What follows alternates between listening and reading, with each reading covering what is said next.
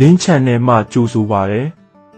မြန်မာနိုင်ငံအထက်ပိုင်းမန္တလေးမြို့ကနေအနောက်တောင်ဘက်မိုင်20လောက်ကွာမှာအေယာဝတီမြစ်နဲ့မြစ်ငယ်မြစ်တို့ဆုံရာမှာမြို့ဟောင်းကြီးတစ်မြို့ရှိတယ်ဒါဟာအင်းဝမြို့ဟောင်းပါပဲ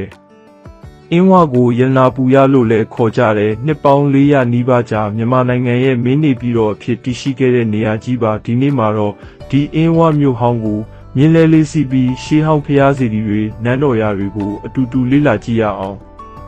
မန္တလေးကနေကားနဲ့မိနစ်40လောက်မောင်းလာရင်မြင့်ငယ်မြစ်ကမ်းနားကိုရောက်လာမယ်ဒီနေရာမှာလှေငယ်လေးတွေနဲ့မြစ်ကိုဖြတ်ပြီးအင်းဝမြို့ဟောင်းတွေကိုဝင်ရတဲ့လှေပေါ်ကနေမြစ်ရေပြင်ကိုဖြတ်ကူးရင်းအင်းဝရဲ့ရှေးဟောင်းအဆောက်အအုံတွေကိုအဝေးကစပြီးမြင်ရတော့တယ်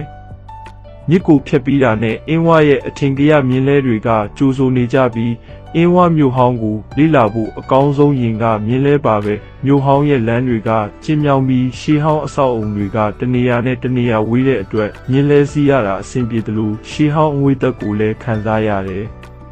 မြင်းလဲပေါ်ကနေလေညင်းခံရင်လေကွင်းတွေအုံးပင်တွေကြားကရှေးဟောင်းစီဒီပထိုးတွေကိုဖျက်ဆီးသွားရတဲ့ခံစားချက်ကတမူထူးပါတယ်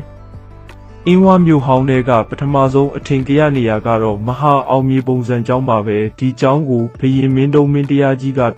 1849ခုနှစ်မှာတည်ဆောက်ခဲ့တာပါဒီကျောင်းဟာမြမပိတုကလက်ရာတွေထဲမှာအကောင်းဆုံးတစ်ခုအဖြစ်သတ်မှတ်ခံထားရတဲ့ကျောင်းကိုတစ်သားနဲ့တည်ဆောက်ထားပြီးအင်္ဂလိပ်ဘန်တမော့လက်ရာတွေတစ်သားထွင်းလက်ရာတွေကအမခမ်းပါပဲကျောင်းရဲ့အထူးခြားဆုံးကအစင်းမြင့်မြင့်မိုးလျှောစီးခေါင်မိုးတွေနဲ့တိုင်လုံးကြီးတွေပါကျောင်းတွင်ပိုင်းမှာဗုဒ္ဓရုပ်ပွားတော်များစွာကိဝတ်ဆံပယ်နေတဲ့ဒီကျောင်းကိုလေ့လာကြည့်ရင်ကုန်းပေါင်ခေတ်ပိတုကပညာရှင်တွေရဲ့အနုစိတ်လက်ရာတွေကိုအံ့ဩမိမှာပါ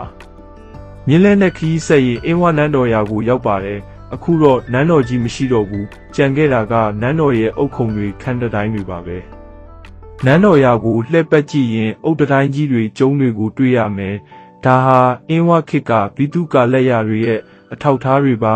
နန်းတော်ရာထဲမှာရှေးဟောင်းအဆောက်အုံတွေမရှိတော့ပေမဲ့တမိုင်းဝင်ခံစားမှုတွေကတော့ပြည့်နှက်နေတော့မှာပဲ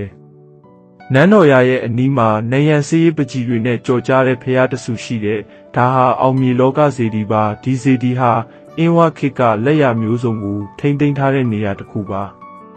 အင်းဝမှာမဖြစ်မနေဖူးမြော်ရမယ့်ဖျားတဆူကတော့မြစ်တာညွန့်ဖျားပါပဲဒီဖျားဟာနေရန်စေးပကြီးတွေနဲ့ကြော်ကြားပါတယ်ဖျားအတွင်းပိုင်းနေရန်တွေမှာအင်းဝခေတ်ကရေးဆွဲခဲ့တဲ့ပကြီးတွေရှိတယ်ဒီပကြီးတွေဟာဗုဒ္ဓဝင်ဆက်တော်လာခန်းတွေလက်သမီးပုံတွေရှေးခေတ်မြန်မာတို့ရဲ့နေထိုင်မှုပုံစံတွေကိုတရုပ်ဖော်ထားတယ်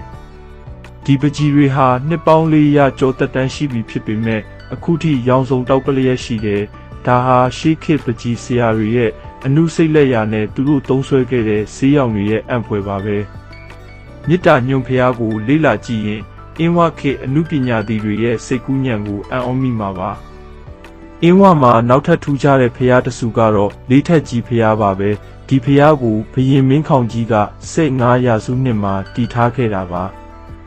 လေးထက်ကြီးဖျားဆိုတဲ့နာမည်တိုင်းဒီဖျားဟာလေးထက်အဆင့်ဆင့်တည်ဆောက်ထားတဲ့ဖျားရဲ့ပုံစံကအိန္ဒိယနိုင်ငံကဘောဓိကာယကိုအတူယူတည်ဆောက်ထားတာလို့ဆိုပါတယ်ဖျားရဲ့အောက်ခြေအဆင့်ဆင့်မှာဗုဒ္ဓရုပ်ပွားတော်ပေါင်းများစွာစီတန်းပူဇော်ထားတဲ့ဖျားရဲ့ပိတုကာလက်ရာက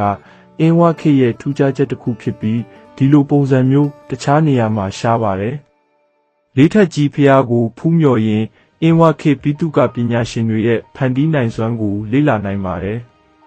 အင်းဝမှာဖျားစီဒီတွေတာမကရှေးဟောင်းစာသင်တိုက်တွေလည်းအများကြီးရှိတယ်အထင်ရှားဆုံးကတော့ဘာကရာကျောင်းတိုက်ပါပဲ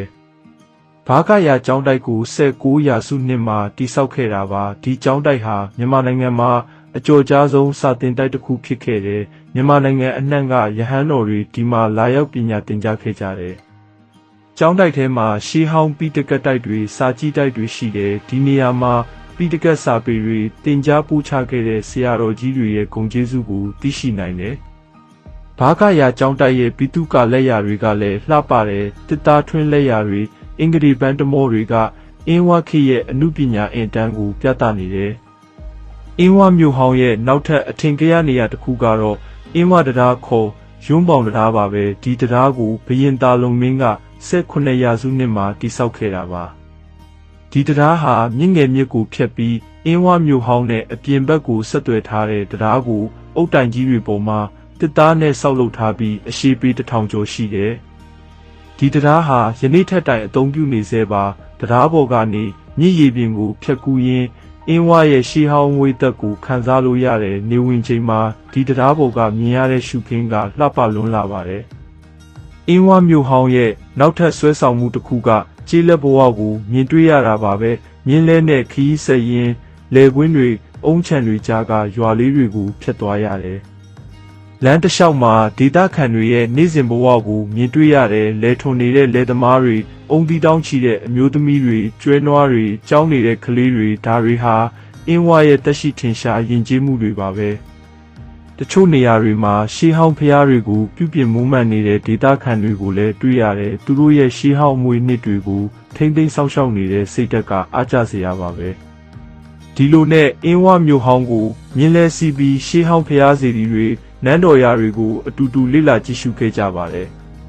အင်းဝဟာတစ်ချိန်ကမြန်မာနိုင်ငံရဲ့မင်းနေပြည်တော်ကြီးဖြစ်ခဲ့ပေမဲ့အခုတော့လေကွင်းပြင်တွေကြားမှာရှေးဟောင်းမွေနှစ်တွေကိုထိမ့်သိမ်းထားတဲ့မြို့ဟောင်းကြီးတစ်ခုဖြစ်နေပါပြီ